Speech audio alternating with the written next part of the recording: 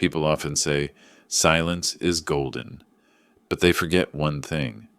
Gold only reveals its true value when it is forged in fire. The day my son-in-law called me the local homeless man in front of 300 guests at his wedding, I did not get angry. I just smiled, because I knew one thing.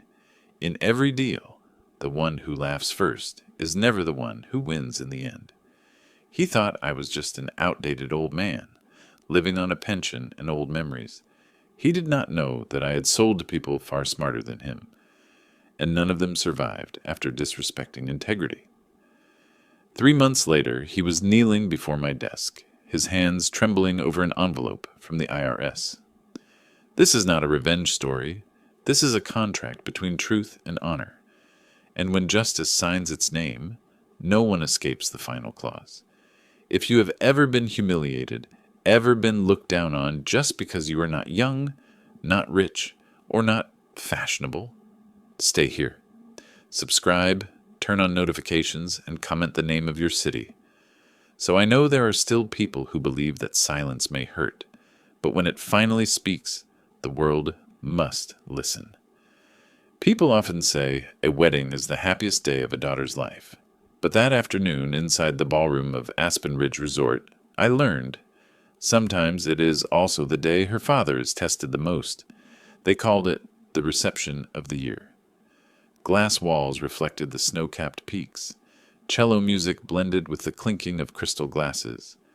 I stood in a corner, wearing my old charcoal suit, the one my wife gave me for my 50th birthday. She had passed away 5 years earlier, and since then I had only worn it on truly important days, funerals, anniversaries, and now my daughter's wedding. Elise looked stunning in her white dress, her smile so bright I could almost hear her childhood laughter when she ran around the yard with a paper kite. And I, a man who had spent 40 years in sales, stood silently telling myself, don't cry. Today is her happy day. Then I heard Victor Hale's voice. His tone was loud enough to rise above the music. Do you all see the man standing near the bar? He laughed. That's my father-in-law. At first glance, you'd think he's part of the waitstaff. At his age, maybe he's just nostalgic for his old job. Selling drills, right? Laughter spread across the room like wind sweeping a field. Someone whispered, poor guy. I glanced at the head table, where Franklin and Loretta Hale, Victor's parents, were raising their glasses with polite upper-class smiles. Loretta said, just loud enough for 3 or 4 people nearby to hear, we always respect labor, as long as it's not too noisy. Elise stood in the center of the room. Her smile froze for half a second. Her eyes darted away, then quickly turned to someone else, pretending she hadn't heard. I said nothing. I didn't move, didn't react. 40 years in. Sales had taught me one thing. Sometimes silence is the final negotiation. I simply straightened my posture, placed a hand on my button, and adjusted my collar, a small gesture, but enough to make Victor pause for a heartbeat. I looked around the room. 300 guests, people who didn't know me, only seeing a retired salesman standing awkwardly among tuxedos and evening gowns. Maybe they thought I didn't belong there. But what they didn't know was that I had paid for Elise's college, her first month's rent when she moved out, and even bought her first home with savings from years spent at the Chicago trade shows, demonstrating heavy-duty drills to customers without a microphone. I stood a little longer, staring at the champagne glass in my hand. The chandelier's light reflected off its surface like steel, cold and sharp. One thought echoed in my mind. People can laugh at your face, but they can't laugh at the truth. A guest approached, trying to make small talk. I smiled, nodded, and slowly walked toward the door. Each step echoed softly on the polished wooden floor, like a gavel striking in a courtroom. Someone called out, Mr. Crane, are you leaving? I simply replied, I need some air. When my hand touched the brass handle of the grand door, I held it for a few seconds longer. 3 seconds, maybe more. The metal was cold, but my hand was growing warm. At 65, people think you're spent. that a lifetime in sales only earns you a pension check and a small house in Denver. They don't know that what I'm best at isn't selling machines. It's reading people. And I had just read the whole room? Outside, the air was knife cold. I stepped onto the terrace, listening as the music and laughter were swallowed by the wind. The mountain sky that night was so clear I could see the Milky Way. The resort lights shimmered on the thin layer of snow like lipstick stains on an unfinished wine glass. I wasn't angry. Anger is easy, but anger doesn't yield profit. I just felt quiet. Quiet enough to hear my own heartbeat. Steady and slow, as if counting the rhythm of a plan whose name I didn't yet know. In my mind appeared the image of our old apartment, where my wife and I used to balance invoices back in the 90s, and her words, "You can lose a sale, but never let anyone win by demeaning you." I smiled faintly, stepping down the stairs. Inside, the music shifted to a waltz, the sound of shoes tapping softly on wood. I pictured Elise dancing with Victor, the two of them spinning, perfect under golden light. Maybe they thought I'd left out of shame. That's fine. Sometimes silence is the opening line of the greatest speech of your life. I walked toward the parking lot. My 10-year-old sedan sat awkwardly among rows of brand-new SUVs. I opened the door, sat down, and turned on the heater. On the passenger seat lay the wedding gift I hadn't given yet, a set of Sheffield silver knives wrapped in plain white paper. I looked at it for a long time, then whispered, "The gift will arrive, just in another form." The drive back to Denver took over an hour. No radio, no music, just the sound of tires meeting pavement. I let my mind wander. Every word, every laugh, every condescending glance replayed like a recording. But instead of pain, I felt clarity. Every person in that picture was playing a familiar game, the game of hierarchy. And maybe it was time for an old salesman to teach them what a fair deal looks like. When I reached the turnoff to my home, light snow began to fall. I stopped at an old gas station along the road, bought a cup of coffee. The young cashier said, "Cold night, huh, sir?" I nodded, smiling. "Yeah, but cold keeps people awake." I drove on, reaching home at 11:57. Before turning off the engine, I glanced into the rearview mirror. It reflected the face of the man Victor had called homeless. I saw a faint smile in the dark, not a smile of joy, a smile of certainty. Because from that moment, the real game had begun. The next morning I woke earlier than usual, not because I had been kept awake, but because my body knew something had changed. The first light in Denver slipped through the curtains and reflected on the kitchen table, where last night's coffee cup still sat. I made another cup, no sugar, then sat in the old chair by the window, the spot my wife used to like for reading the Sunday paper. The house was quiet. Only the heater clicked, and the wind threaded through the pines in the yard. I opened the small wooden box I always kept on the table. Inside were a few things no one would think worth keeping. My train ticket to Chicago from 1989, a black and white photo of the two of us at the trade fair, and a tarnished bronze medal engraved with the words, "Top Regional Salesman, 1998. My boss at the mechanical equipment company where I spent 30 years gave it to me then. I remember the day I accepted it. My wife stood under the stands clapping without stopping, smiling. "You are the best of the honest ones." I used to think that was the greatest reward of my life. It turned out not to be.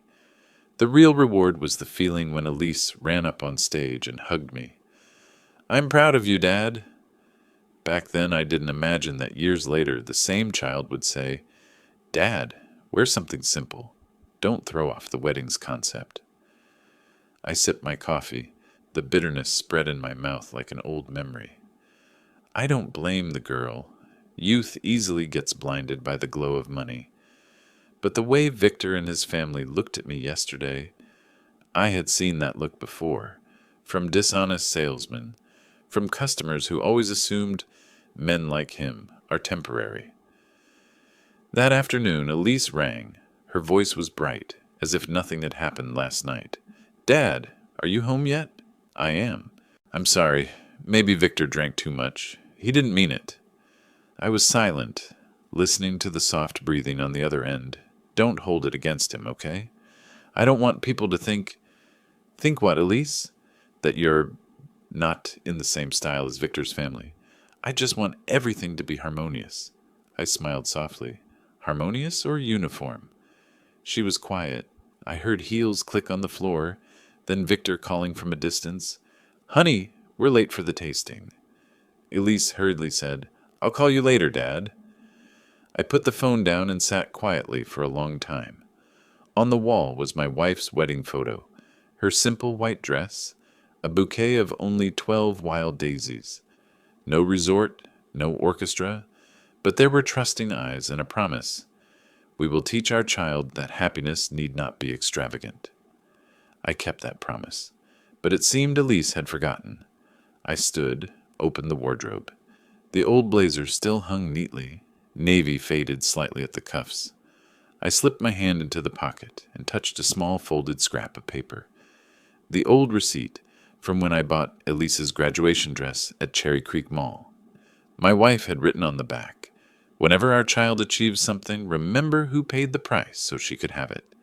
I smiled, both bitter and gentle. Perhaps it was time to remind some people of the price of the things they flaunted. That afternoon, I drove into downtown Denver. Colfax was as busy as ever. I stopped at the old cafe, where I used to meet clients back when I was selling drills. The young barista with dyed blonde hair asked, "Still black coffee today, Mr. Walter?" "Yeah, no sugar, no milk. I need the taste straight." She smiled. "Sounds like an advertising slogan." "I've lived by slogans my whole life." I sat at the table by the window and watched people go by. In my head, Victor's face appeared, the smug smile, the long drawl. Numbers don't lie, unlike people in courtrooms. I know that kind of person. He believes money is evidence and power is the verdict. But in 30 years of selling, I learned to read every glance, every tiny gesture. The people who flaunt themselves as unbreakable are often hiding something. I took the little notebook from my jacket and wrote the first line. "Don't argue with those who disdain you. Prove they misjudged you." Under it I drew 3 blank boxes. Victor, Franklin, Loretta. Then I added a sentence like an order. "Everyone has a weakness. Find it." As evening came, I returned home.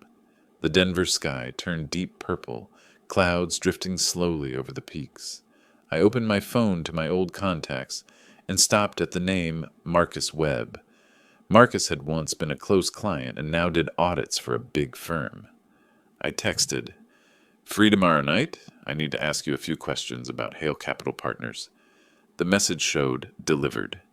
I folded the phone, set it on the table, and opened my old files.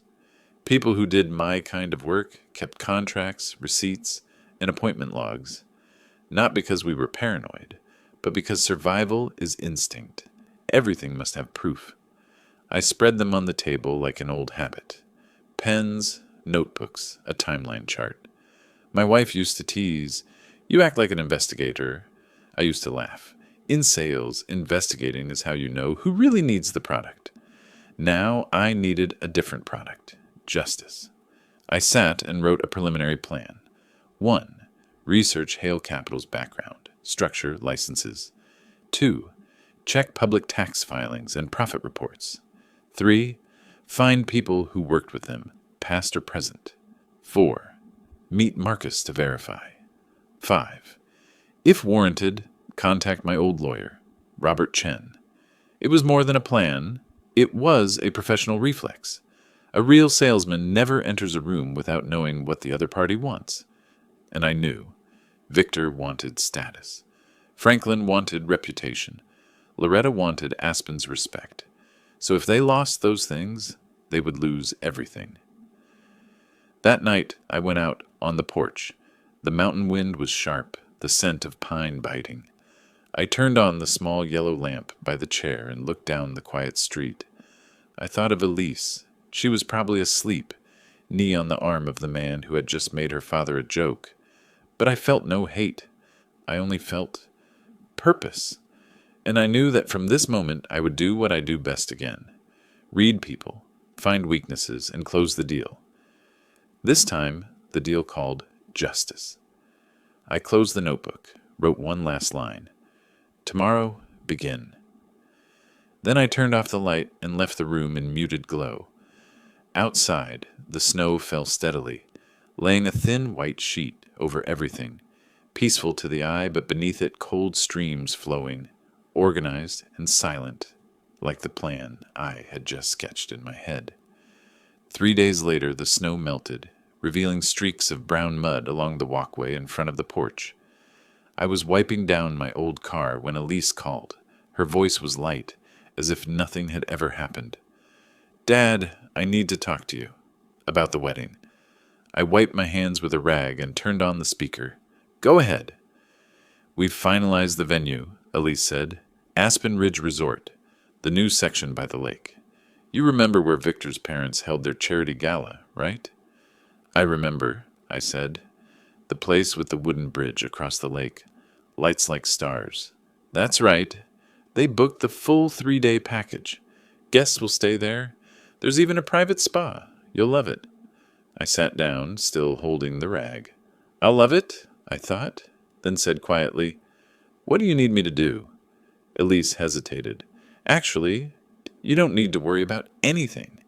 Victor and his parents covered all the expenses. You just need to show up, on time, and be happy." "Be happy," I repeated unconsciously. "One more small thing," Elise continued. "About the outfit." I knew this was the real reason. Victor wants a unified wedding theme, classic black and white. All male guests are wearing tuxedos. I thought maybe you could rent one from their store to match the tone. I chuckled softly. "I already have a suit." "I know, but—" Her voice softened. "That one's a bit old. I'm afraid in the photos you'll stand out too much." "Stand out for not fitting their standard?" "No, I interrupted calmly. "Elise, do you remember what your mother used to say about clothes? She always said, 'Don't wear wrinkled ones.'" "No," I said. She said, "Clothes are just the shell. The person wearing them is the message." On the other end, silence stretched. Then she gave a nervous laugh. "Dad, I just want everything perfect. I don't want people to misunderstand." "Misunderstand what? That your father's a salesman? Or that the daughter of a salesman is marrying into a 7-figure investment family?" Elise sighed. "Dad, please don't say that."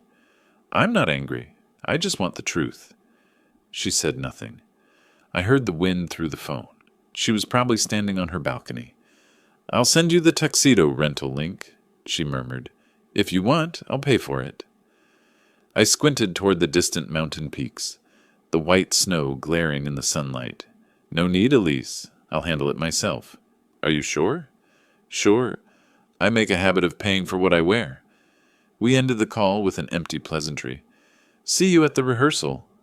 When the screen went dark, I stayed seated. It had been a long time since I'd felt cold that didn't come from the mountain air, but from my daughter's voice. There was something in the way Elise spoke, in her caution, in each word, "Don't let people misunderstand." She wasn't just afraid I'd embarrass her. She was afraid I'd disturb the world she was trying to preserve, a world built on money and reputation, not love. That afternoon I was tidying the cabinet when I heard a car stop outside the gate. Elise walked in, white coat, hair tied neatly, sunglasses on. "Dad, I just stopped by," she said. "I brought something." She placed a luxurious paper bag on the table. Logo reading Harper & Sons Tailoring. "I already rented the tuxedo. If it doesn't fit, they'll adjust it. No payment needed. They're Hale Capital's partner." I looked at the bag, then at my daughter. "Are you afraid I won't fit their world?" Elise pressed her lips. "Dad, don't make this hard. I just want everything to look nice." "How nice does it have to be to cost you your parents?" "Dad," her voice cracked, "you talk like I betrayed you." "I'm only asking," I said quietly, "because it seems in this story I've become the decoration to be fixed." Elise said nothing. Her eyes shimmered, but no tears fell. I'm sorry, she said. I didn't mean it. It's just... Victor and his family have different standards. I nodded. Then live by those standards. I have mine. Never pretending to be someone else. Elise turned away, gripping the paper bag. If you change your mind, wear this. The photo shoot starts at 4. Please come early. Then she stepped out. When the car engine started, I was still standing there. The scent of expensive perfume lingered in the air, elegant but cold. I walked toward the window and looked through the glass. Elise was in the car, talking on the phone, smiling faintly. I was about to turn away, but the window was open just a crack, enough for the wind to carry her voice in. My daughter's voice. Yes, honey, I handled it. Dad will wear the rented tuxedo. Don't worry, I'll keep him away from the main photo area. A short pause, then Victor's laughter came through the car speaker. Good girl. Just keep him a bit farther from the fancy section. We don't want anyone asking if we accidentally hired a waiter. Elise laughed softly, but I heard it clearly. You're terrible, she said, but maybe you're right. He'll be more comfortable in a quiet corner. The car rolled away, leaving faint tire marks on the melting snow. I quietly closed the window, my hand trembling slightly, not from the cold, but because in that moment I realized my daughter had learned how to lie without her voice shaking. I went into the living room and sat down. My eyes fell on the photo on the wall. Elise at 8 years old, wearing a hard hat, standing inside my booth at the Denver Trade Fair. She used to laugh loudly, telling customers, "My dad can sell anything because he tells the truth." I looked at that photo for so long that daylight slowly faded from the room. When darkness filled the house, I stood up, opened the cabinet, and took out the wooden box with the 1998 medal. I placed it beside the photo and murmured, "People think salesmen only know how to bow. They don't realize we survive by observing." I took the old leather notebook and added a line beneath the 3 names already written. They aimed at honor, not money. That means they despise, not fear. And contempt is always a blind spot. I closed the notebook and sat still, listening to the wind whistle through the crack in the door. Outside, the neighbors' lights reflected off the snow, glowing like a challenge. I leaned back in the chair and smiled faintly. Good. If they think I'm just a salesman, they'll soon learn I'm a man who never leaves the negotiation table before closing the deal. I didn't sleep that night, not out of anger, but because my mind had started doing what it knew best after 40 years in sales, making a plan. By morning, I knew exactly who I would meet first. On Monday morning, I arrived at the Cafe Common Grounds in downtown Denver 15 minutes earlier than the meeting time. Old salesman habit. A good salesman never makes a client wait. The glass door reflected my image. Gray crewneck sweater, dark overcoat. No suit, no tie. I wanted to look like myself, not the character the Hales expected to see. The cafe was quiet, the scent of roasted coffee mixed with the smoky smell from the fireplace. I chose a table by the window, pulled out my notebook and pen. Outside, the melting snow ran along the gutters like thoughts beginning to move. I turned to the notes from the previous day. Beneath the line, Victor, Franklin, Loretta, I wrote 2 words, weak point. Next to them, a large question mark, circled. Marcus Webb arrived on time, leather coat, scarf around his neck, latte in hand. He looked older, but his eyes were still sharp. The same eyes he had as an internal auditor when we worked together years ago. "Walter Crane, the legendary salesman," he laughed, shaking my hand. "Heard you retired?"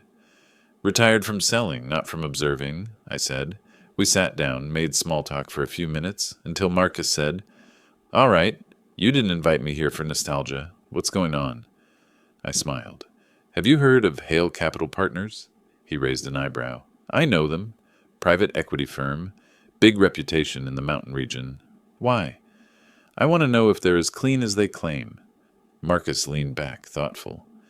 "They're rich, connected, But everyone in finance here knows they like to play close to the line. They call it tax creativity. Be specific, I said. He chuckled. Specific? Their filings are on time, but their entertainment expenses balloon like a bubble. 3 years straight, over $40,000 a year for client entertainment. Don't tell me that's all golf outings. I nodded, jotting notes. Anyone ever audit them? The IRS looked once, but the Hales hired top lawyers. They paid administrative penalties, called it a settlement, then moved on. You know the type. Legal, but aggressive. I leaned back, voice even. Do you know anyone who used to work there? Someone who got tired of the system? Marcus took a sip of coffee, thinking. There's a woman named Tracy, accountant in charge of the entertainment ledger. She quit last year, said she couldn't stand how they reported expenses. Works for a small audit firm in Aurora now. I've got her number. He wrote it on a slip of paper and slid it over. But Walter, what are you planning? I looked out the window. The street shimmered under weak sunlight. I just want to know whether the numbers they built their reputation on are real or not. Marcus was quiet, then said, You always knew how to ask so people confess without realizing. But be careful. The Hales don't like scrutiny. Thanks, I said, shaking his hand. I once sold drills to Texas oil men. I know how to deal with dangerous people. That afternoon I called Tracy. Her voice trembled slightly but stayed firm. Mr. Webb's right. I worked at Hale Capital for 3 years. They paid well, but I had to leave. I couldn't stand filing client entertainment expenses under personal receipts. I asked, Do you still have any records? Just backups on my personal drive. Nothing confidential, all public company expenses. But it shows a pattern. Do you want to see it? I very much do. We met the next morning at the public library, discreet, unremarkable. I arrived early, chose a corner table, brought an empty USB and laptop. Tracy showed up, small frame, blonde hair, wary eyes. I don't want trouble, she said. I'll show you, then you decide. I nodded. She opened her laptop and displayed a spreadsheet titled Entertainment.lsx. I read the top rows, date, description, amount, client name, entries from 2019 to 2023, golf resorts, private dinners, luxury retreats, totaling $47,000. Under the column Home Office Deduction, the note read, Aspen Property, 40% business use. I chuckled softly. 40% for a vacation villa? Bold move. Tracy hesitated. They're worse than that. Franklin Hale once told me, File it. If we get audited, we pay the fine. Fines are cheaper than taxes. I copied that quote verbatim into my notebook. Thank you, Tracy. You just confirmed what I suspected. Are you filing a report? I'm following procedure. Nothing added, nothing omitted. That evening I sat at the dining table, opened my laptop. The glow of the screen reflected the photo of my wife. I downloaded IRS Form 3949A, Information Referral. I filled it carefully. Possible misclassification of business expenses and home office deduction, inconsistent with business use. I attached Tracy's file, saved a draft, didn't send yet. I wanted everything legal. Before shutting down, I opened my notebook again. Beneath Victor, Franklin, Loretta, I added one more line. The goal is not money. The goal is truth, recorded in the books. The next morning, I went to the Colorado Business Registry to check public filings. I'm researching an investment company, I told the clerk. Need to see Hale Capital Partners registration. She showed me on the screen. Established 2010. Directors Franklin and Victor Hale. 2 civil lawsuits settled. I took a photo of the screen and saved it. Outside in the cold air, I stood with a paper cup of coffee, listening to traffic. In my head, I connected the dots. Inflated entertainment costs, home office deductions, settled lawsuits, arrogance. The picture was coming together. A family too used to covering faults with money, certain no one would ever call them out. That evening I wrote a handwritten note to Robert Chen, the the lawyer I'd worked with, back in my sales days. Just one short line.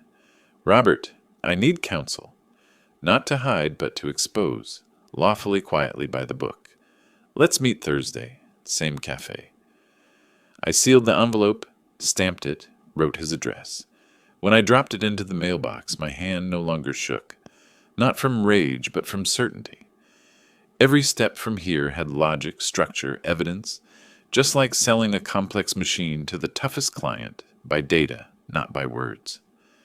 On the drive home, I turned on the radio. A familiar jazz tune played. Autumn Leaves. The melody brought back my wife. She used to say, "People are only weak when they stop knowing they're right." I smiled in the dark. I'm not weak yet, Linda. I'm just getting ready to close my final deal. Thursday, Denver was overcast. Gray clouds hanging over the mountains like a thick blanket. I arrived at Robert Chen's office at 8:45 sharp. His firm occupied the 11th floor of a glass building overlooking Civic Center Plaza. Not large, but bright and orderly, just like him. I had worked with Robert during my final years at the equipment company when he was the lawyer reviewing contracts and handling customer disputes. Now he owned his own firm, well known in the field of tax compliance. That unglamorous but essential corner of the law everyone dislikes, but everyone needs. Robert came out to greet me, his smile as precise as ever. "Walter Crane," he said, "it's been too long. Heard you retired, but looking at you, I'd say you haven't actually stopped working." I shook his hand. "You're right. I still don't know how to sit still." We sat down, and I placed a thin folder on his desk. "I need you to look at this." He opened the file, scanning quickly through the pages. Copies of entertainment expenses, the home office deduction sheet Tracy had sent, screenshots of corporate filings and my handwritten notes. "Hale Capital Partners," Robert read aloud. "That's your son-in-law's family business, right?" "Correct," I said. "I suspect they're abusing tax deductions, not out of spite, out of truth." Robert set his pen down and studied me longer than usual. "Walter, I'll be frank. What you have here is public data, not internal secrets. That means you're entirely within your rights to use it for an anonymous report. But if you want it to carry weight, you need to frame it in the language the tax authorities speak. Meaning, he said slowly, you need citations and structure. The IRS doesn't care about emotion, only evidence and order." I nodded. "I've read Form 3949A, but haven't filed it." "Good," he replied. "You should include a written statement. I'll help you draft it. And, Walter," he paused, his tone softening, "are you sure about this? It'll take time. They may push back, make your life difficult." I looked toward the window. The first snow of the season was falling, light as ash. "Robert, I spent my life helping people believe in the products I sold. Now I just want to believe in justice myself. If it's right, I'll do it." Robert smiled, shaking his head. "You haven't changed. You still sound like you're closing a deal." "Because this time," I said, "I'm closing a deal with the truth." We drafted the document together. I filled in each detail as if writing an order form. Company name, year founded, suspected behavior, and the closing line in his suggested language. This submission is made in good faith based on publicly available financial documents and observed patterns of tax misclassification. Robert nodded. "Good. That's strong enough to trigger review. File it by mail, not online. Paper requires a tracking code. Keep a copy." I wrote the steps into my notebook. 1, print 2 copies. 1 for IRS Ogden. 1 to keep. 2, include photocopied evidence. 3, label it Anonymous Tax Compliance Report. 4, no signature but note date and region, Denver Metro. 5, send by certified mail. Before sealing it, I wanted Robert to see what I was really submitting. Not vague suspicion, but organized proof. On top was Tracy's ledger, the client entertainment invoices totaling $47,000, including 3 identical receipts from the same restaurant, same date, same number. I marked in red the column Home Office Deduction, 40% Aspen Property, and attached screenshots from the State Business Registry, plus the Civil Settlement File, case number 22314, showing their habit of paying fines instead of correcting records. All verifiable, public, or employee-provided duplicates, not a single confidential line. I arranged everything: ledger, deduction details, public filings, and the statement Robert had edited. When I sealed the envelope, I knew I was sending not an accusation but a spreadsheet, a clear, lawful record the IRS could not ignore. Robert nodded slowly. "That's tight work. They won't brush off a package that organized." He looked at me folding the documents, then asked, "Do you know how they'll react?" "Yes. They'll deny it, then try to silence me." "And you?" "I'll do what the best salesmen do: stay silent, observe, and let the data talk." Before I left, he asked, "Want me to file it under my name as counsel?" "No," I said. "If they trace it, they'll face me, not someone else." That afternoon, I stopped by Worthington and Sons Fine Silver. The clerk recognized me. "Back again? Last time you bought the Sheffield knife set, remember?" "I do," I smiled. "I want to add an engraving." "What words?" she asked. "For your new home. Love, Dad." Then I added, "And one tiny detail underneath, just for me." I asked her to engrave a small iron bird, the old logo of the equipment company where I'd spent my career. The salesman's mark, my real emblem. She nodded. "It'll be ready in 2 days." I walked out, hands in pockets, the wind slicing through my collar.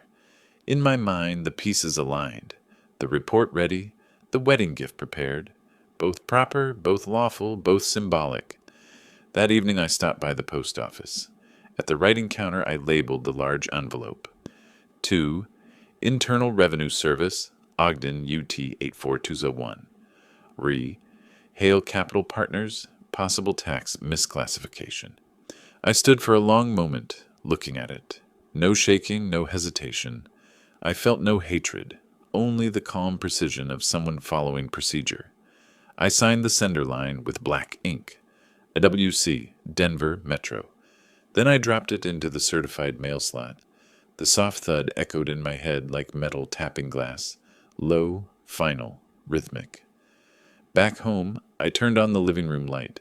On the rack hung my freshly pressed charcoal suit. I adjusted it, still wrapped in plastic, and stared for a while. "We'll go together till the end," I whispered.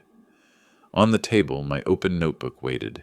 I wrote, "File sent, agreement signed. No retreat, only procedure forward." Then, like every seasoned salesman, I asked myself, what's the next step? I already knew. Wait for the opponent's reaction, listen to the wind, watch who panics first. In negotiation, the one who loses composure first is already losing. I turned off the light, leaving the house bathed in moonlight shimmering over the snow. The cold wind carried that faint metallic scent of a mountain winter night. I closed my eyes and heard my heartbeat. Steady, deliberate, unhurried.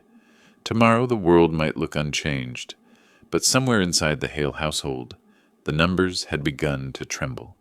And to me, that was the first sound of justice. 2 days after my meeting with attorney Robert Chen, I received a text from the post office confirming that the certified package had been delivered to the IRS office in Ogden, Utah.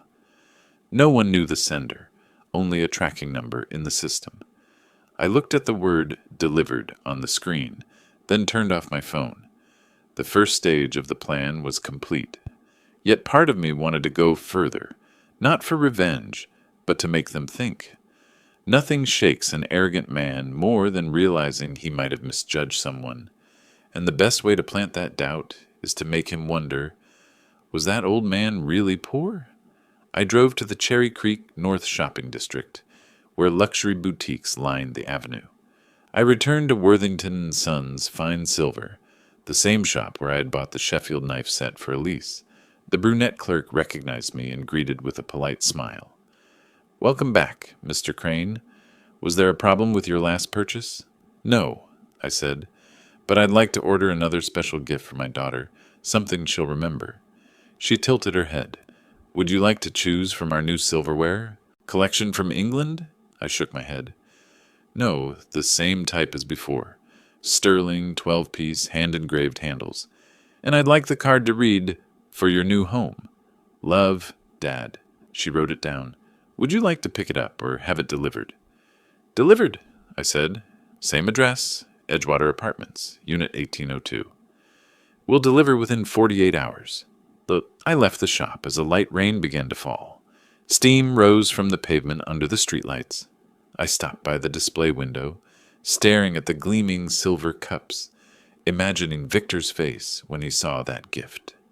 A man like him, who measures people's worth by brands, would never understand how a poor old salesman could spend nearly $3,000 on a wedding present.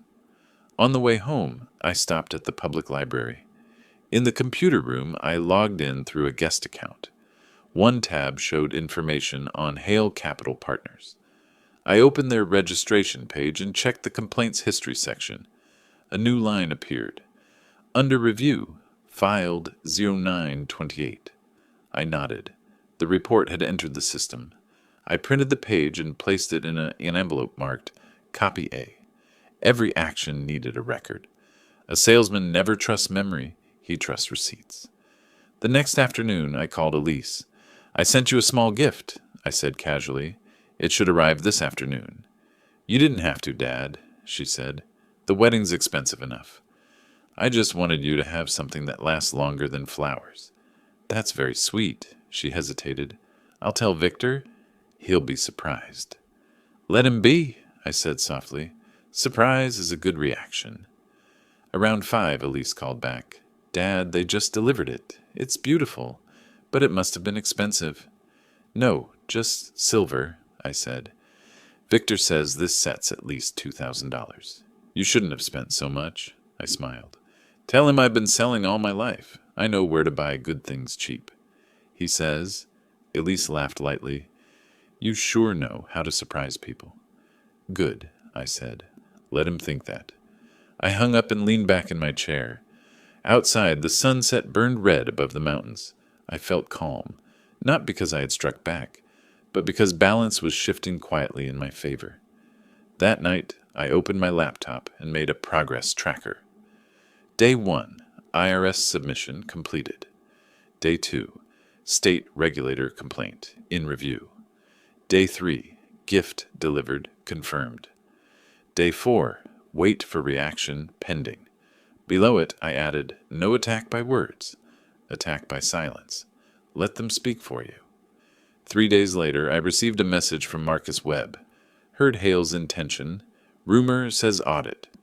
I replied only, don't trust rumors. Wait for publication. On Friday night, I drove through the Hale estate in Aspen. From afar, golden, lights spilled from their wide windows.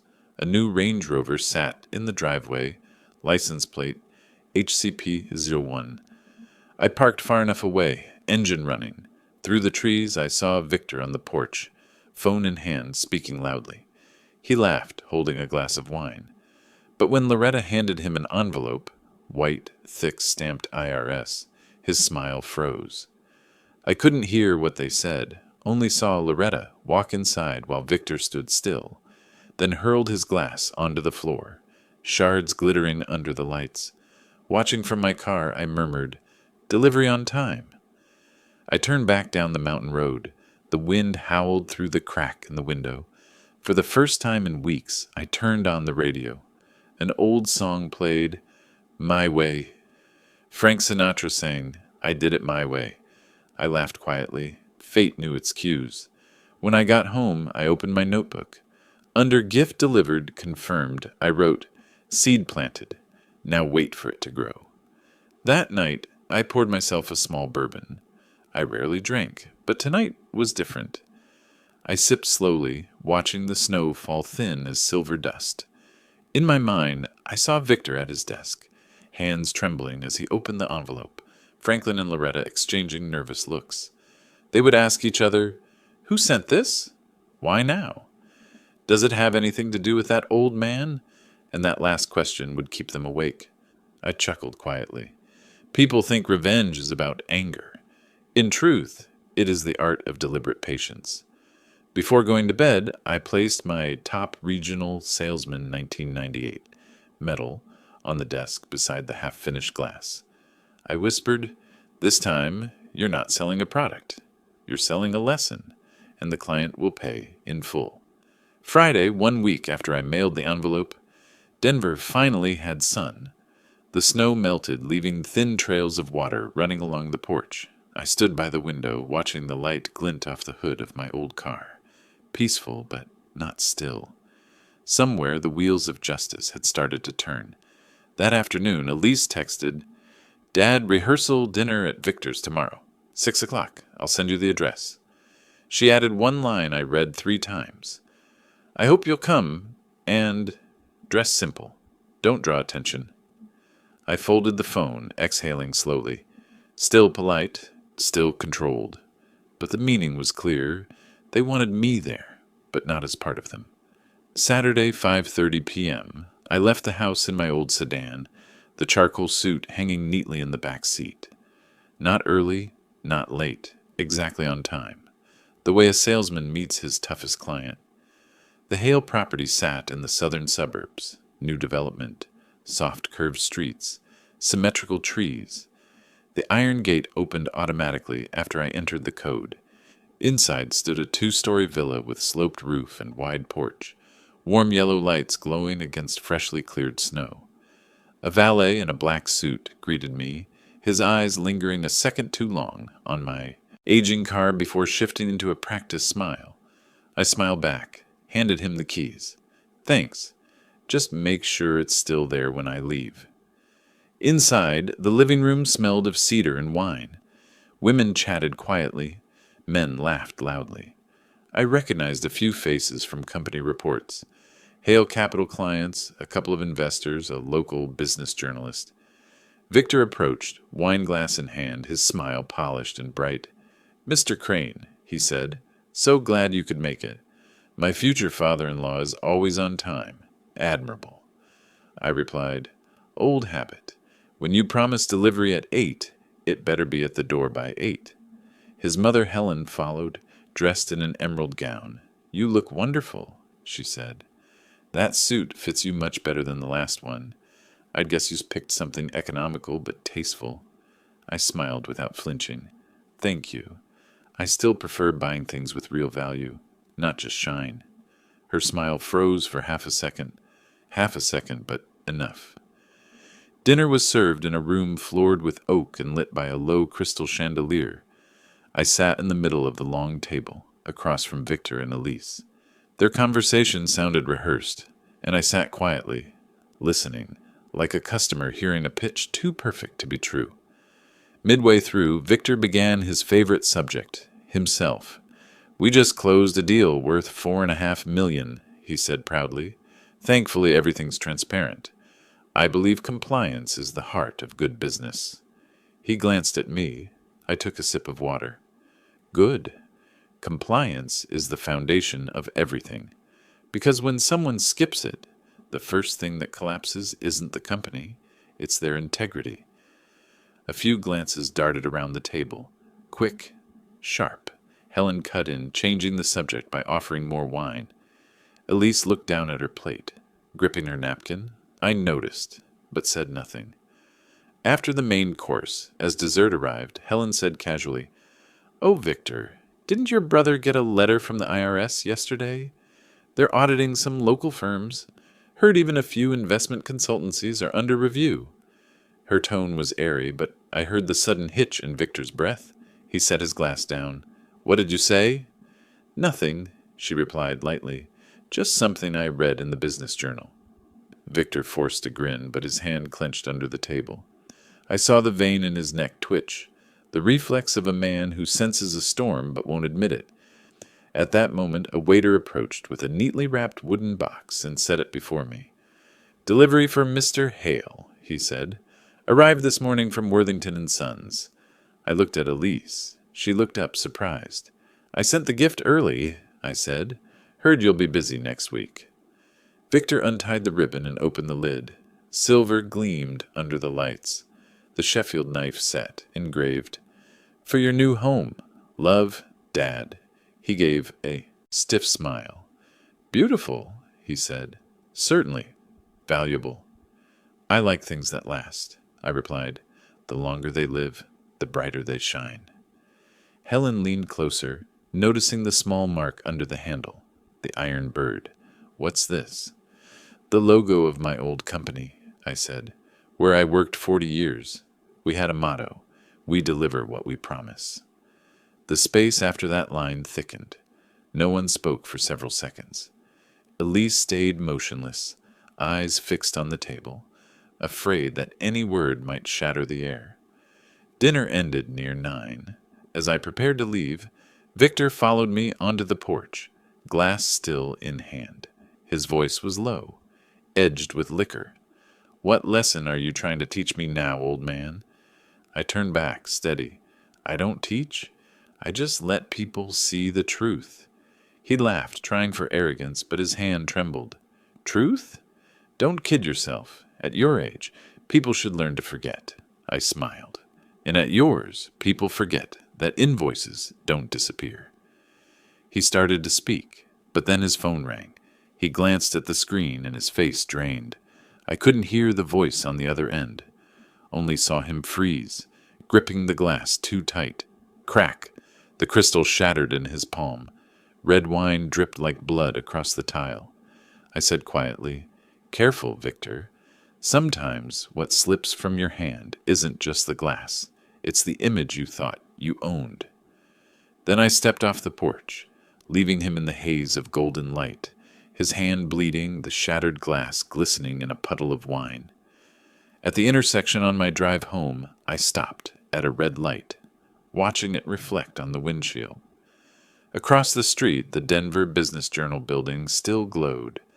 Somewhere inside, someone was likely reading the anonymous letter I'd sent yesterday, a concise summary of the irregular audit at Hale Capital Partners. I didn't smile. I just felt an unusual calm. The game had begun, and like every deal I'd ever closed, the side that loses composure first is the one that loses. When I reached home, the snow had stopped, but I knew another storm was forming, not in the sky, but at the wedding soon to come. That morning, Denver was so clear, the sunlight cut across the rooftops like a thin blade. I woke early, pressed my charcoal suit, and polished the same pair of leather shoes I had worn for 20 years. On the table, next to a cold cup of coffee, lay the wedding invitation. Hale and Crane Wedding, the garden at Maple Ridge, 6 p.m. I reread the small print below. Black tie, no exceptions, and let out a quiet laugh. I took the gift envelope I had prepared earlier. Inside wasn't money, only a white card with 8 words written in ink. Dignity never goes out of style. At 5:30, I drove to Maple Ridge, where wealthy families held their events. The gate bore a private event sign. A security guard glanced at my license plate, checked the list, and nodded, though his surprise at the old silver sedan didn't escape me. I stepped out, adjusted my collar, and felt the cold wind carry the scent of roses and champagne. The garden shimmered with string lights, white chairs lined up in rows, every detail staged to glow under the sunset. Elise, in an ivory gown, walked out through the flower arch, with Victor beside her. He wore a black tuxedo, smiling with that practiced arrogance of a man who believed the world was his stage. When the music stopped and applause filled the air, Victor kissed Elise's hand, then looked around, scanning the crowd like he needed witnesses. I sat in the last row, silent, watching the reflection of the lake beyond. For a moment, I wanted to believe that somewhere in her heart, my daughter still felt something real.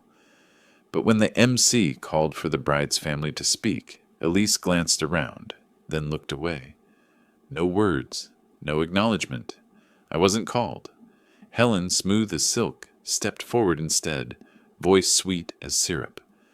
"Our family is so happy to welcome Elise, a wonderful, modest girl who knows her place in life." Each word landed like a velvet-wrapped blade. A few guests turned toward me, curious, pitying glances.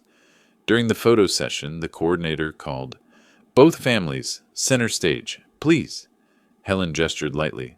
"Mr. Crane, maybe stand on the side. The light is better there." I nodded, stepping back half a pace, but inside, something began to tighten. At the dinner, music swelled, glasses clinked, and I became invisible at my own daughter's wedding. My table sat at the edge near the patio door, surrounded by distant Hale relatives, polite, detached. Around me, the hall glittered, crystal white flowers, laughter.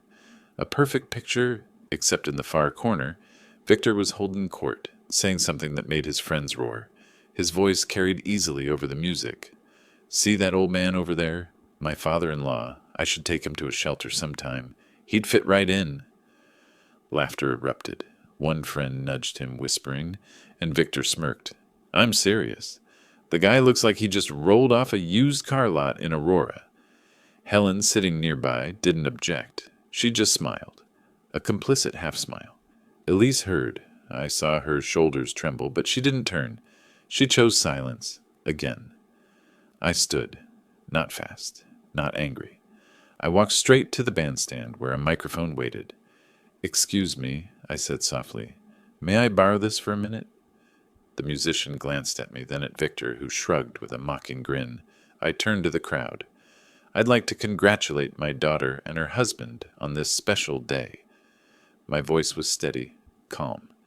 35 years in sales taught me one thing. True value isn't in the packaging, it's in the promise.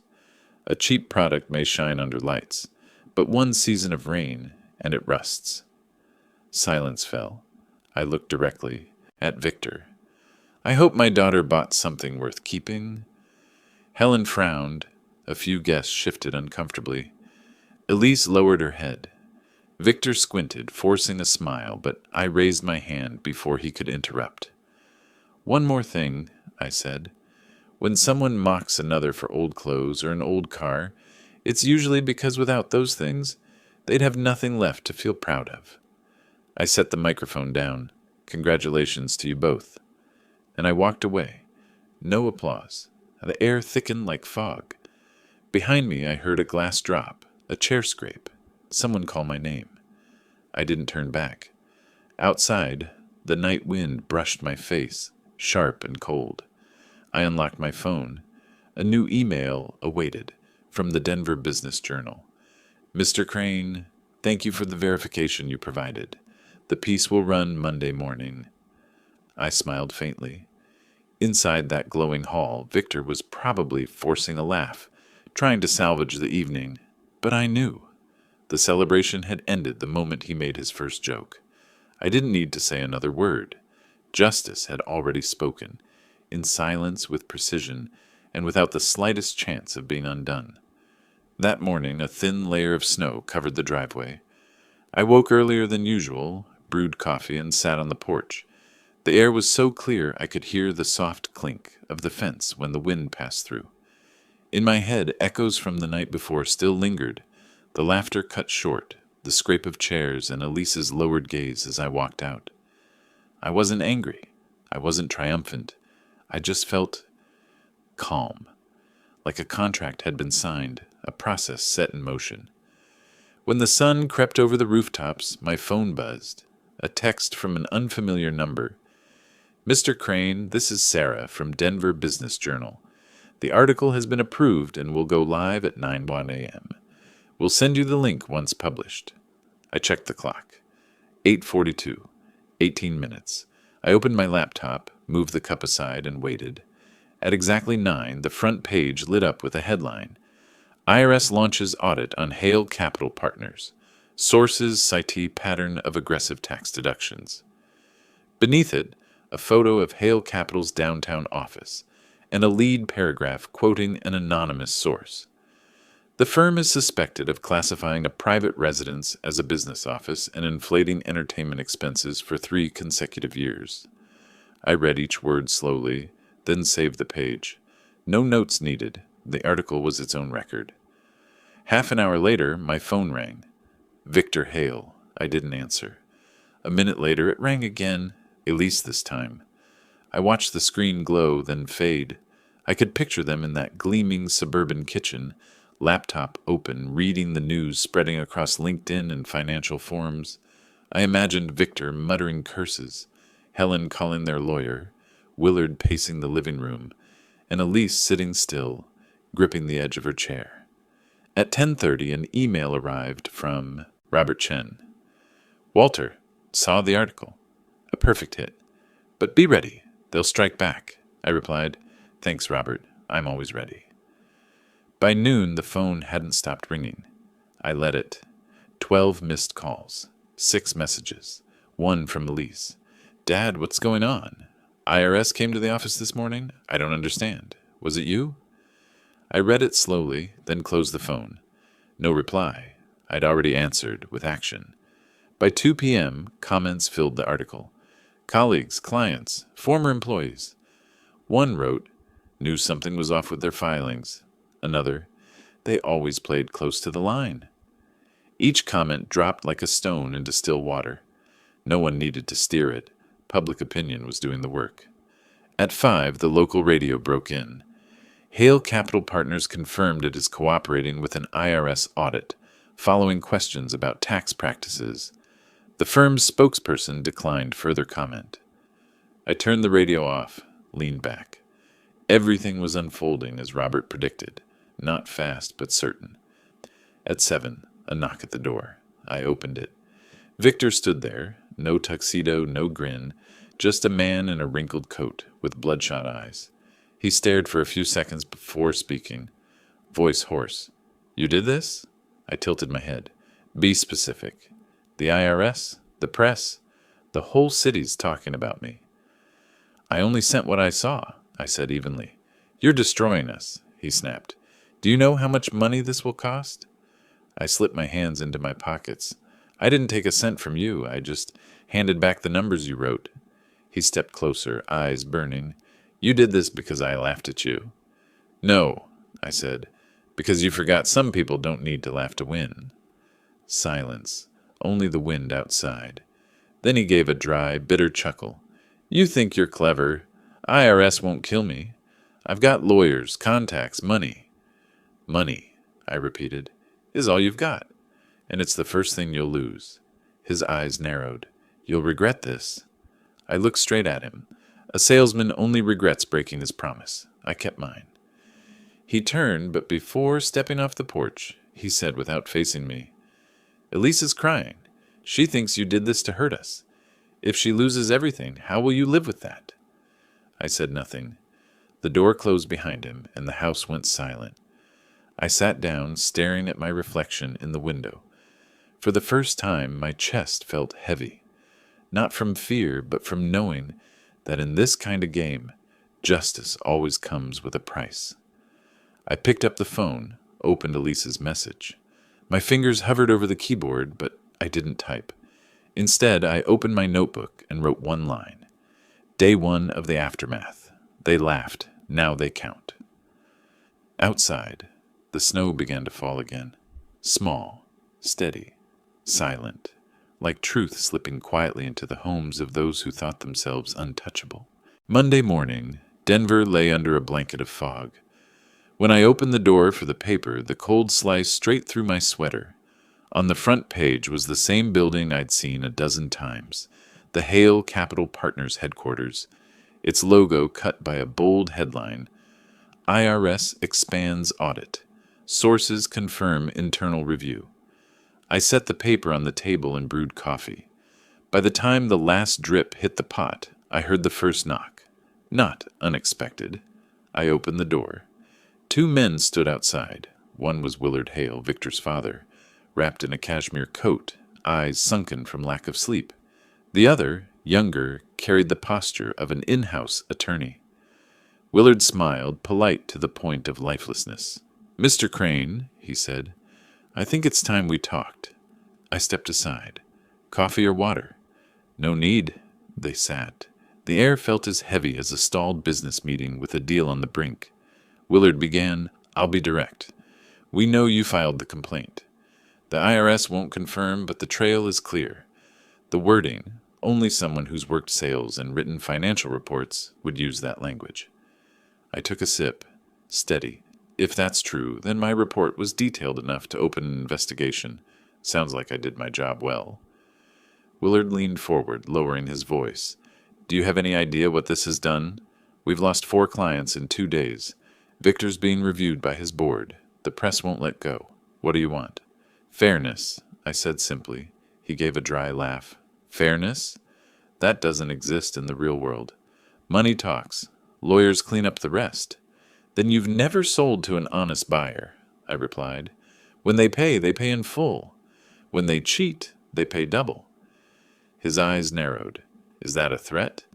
No. Professional experience. The lawyer cut in, tone softer but firm. Mr. Crane, if you withdraw the report and issue a public statement admitting you misunderstood, this can end quietly. You'll be thanked. I looked him in the eye. Thanked? A small financial gesture. We know you're retired, living on a pension. Everyone needs security. I set my cup down and smiled faintly. You're mistaken. I don't sell truth, and I never offer discounts.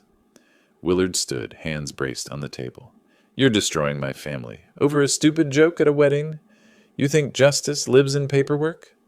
I met his gaze, calm. Justice doesn't live on paper. It lives in what we do when we think no one's watching. For a long moment, he said nothing. I saw the anger in his face collapse into exhaustion. You'll regret this, he murmured. Maybe, I said, but I won't be ashamed. When they left, the house returned to silence. Through the window, I watched their black SUV roll down the street, tires grinding through snow, leaving deep, cold tracks, straight, heavy, and full of warning. I knew this wasn't over. One February morning, Denver was covered in a thin white mist like salt. I was making coffee when a knock came at the door. It was no one else but the familiar mailman, holding a thick envelope stamped Internal Revenue Service, Department of the Treasury. He handed it over for me to sign, then left without a word. I looked at the envelope, feeling the cold of the paper seep into my skin. I didn't need to open it to know what was inside, but I still carefully used a letter opener. 7 pages. The first line printed in bold. Audit report. Hale Capital Partners. Denver, CO. I read slowly, like someone reviewing a final contract before signing. Findings. Improper deduction of residential property used as primary home, 40%.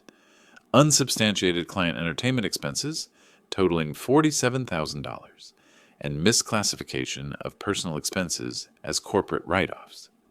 Penalties, $47,000 in fines and $31,000 in back taxes, a total of $78,000, not a ruinous number, but enough to shatter the perfect image they had built. At the bottom was the line that made me smile faintly. Recommendations for future compliance and internal restructuring. I set the report down and took a deep breath. Not out of joy, but relief. The process was complete. No one mentioned my name, and they didn't need to. The system had done its work. Clean, cold, on schedule. Around noon, I received a text from Robert Chen. IRS posted audit results. Official. They'll have to pay. I simply replied, received. Nothing more. Because when real justice does its job, those involved don't celebrate, they stay silent. 2 days later, the Denver Business Journal updated. Audit concludes. Hale Capital to pay $78,000 in fines and back taxes. The accompanying photo showed the Hale Capital building with snow covering half its roof, the company sign shadowed by bare branches. Beneath the article, a comment read, Turns out the jokes at their wedding aged poorly. I smiled.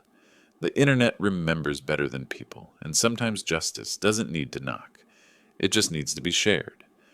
By Thursday afternoon, I heard a car stop in front of the house. Through the window, I saw Elise step out, thinner than before, holding a cream-colored envelope. I opened the door before she could knock. Dad?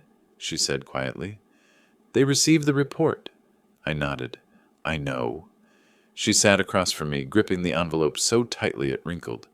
Victor can't hide it anymore. The press is everywhere. Clients are pulling out. His mother had to sell her shares. Their house. Almost gone. I stayed silent. And you? I asked then. She gave a faint, weary smile, eyes red. I lost more. Trust, safety. I don't know whether to hate you or thank you. I placed my hand on the table. It's all right. Your feelings are real. Justice always costs something. Everyone pays. She opened the envelope and took out a short letter.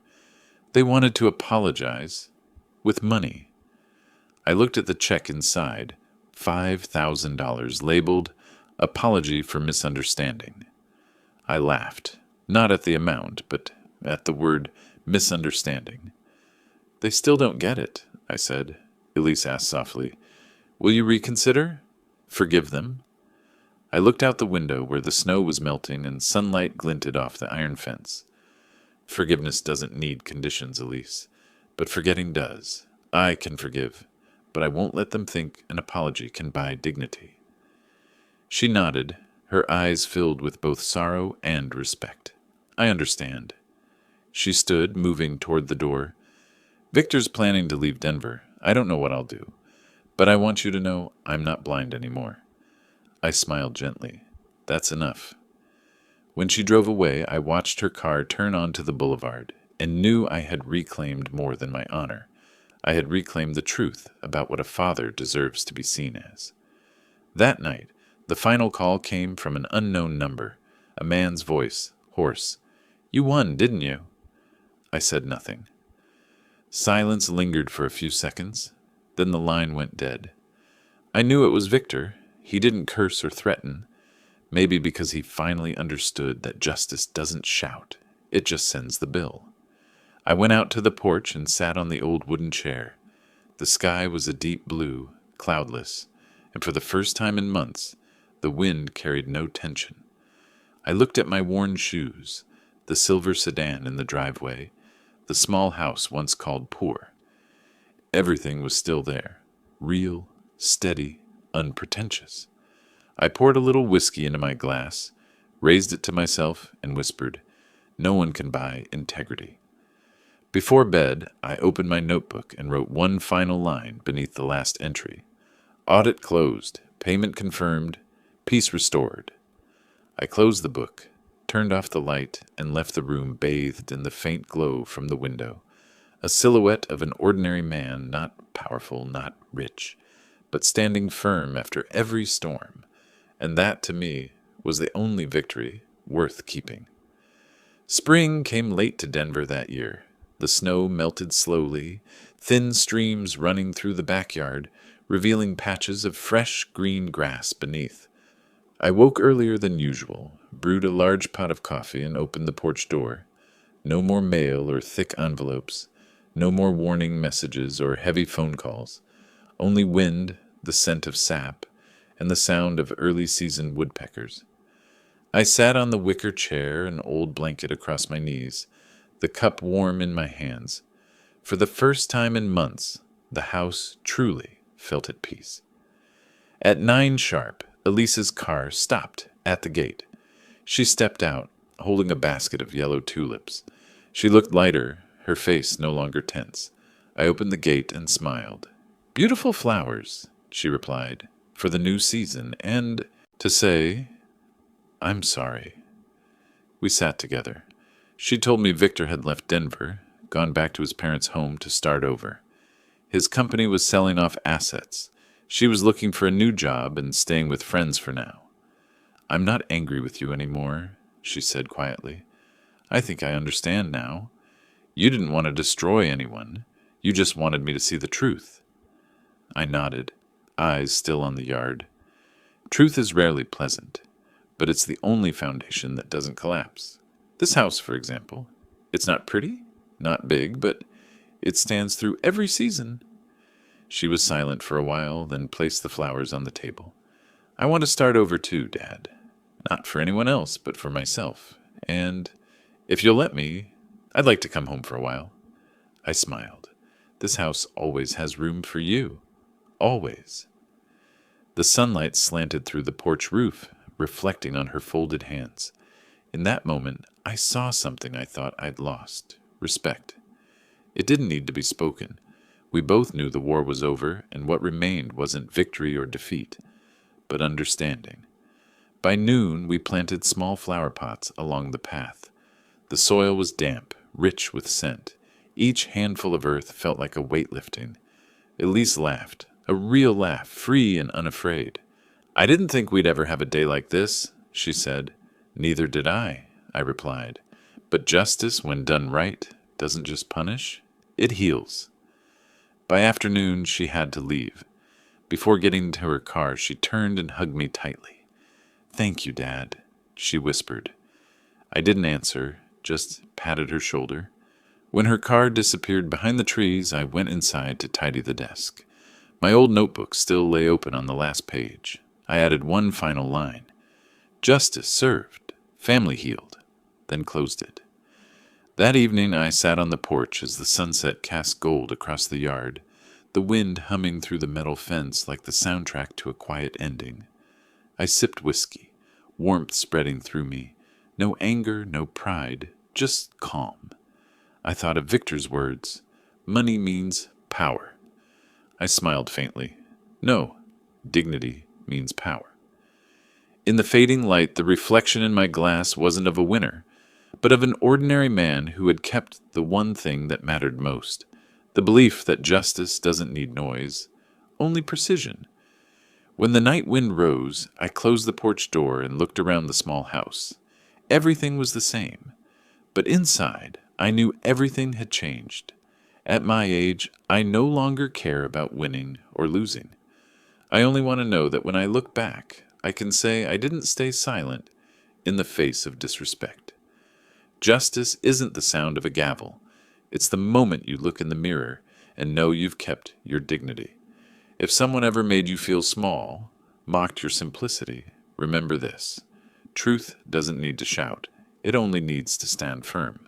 I'm Walter Crane, and this is my story about how an ordinary man defended his honor with silence itself. If you've ever been looked down on, humiliated for not being rich or fashionable enough, stay with me. Subscribe, turn on notifications, and comment the name of your city, so I'll know there are still people who believe that justice may come late, but it never loses its way.